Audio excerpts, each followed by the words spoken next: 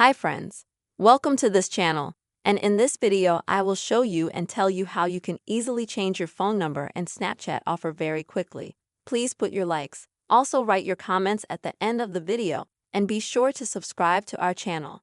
So, let's get started. And please open the Snapchat app on your device. Then go to your profile picture at the top. Once you've opened your Snapchat profile in the top right-hand corner, click on the gear.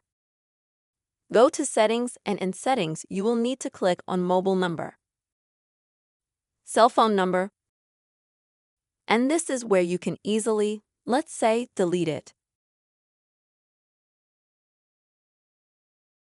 and keep the number that you want. After you change your number, you will need to click here on Verification. And immediately you will receive a message to your phone number with a code that you will need to enter to confirm that this changed phone number really belongs to you.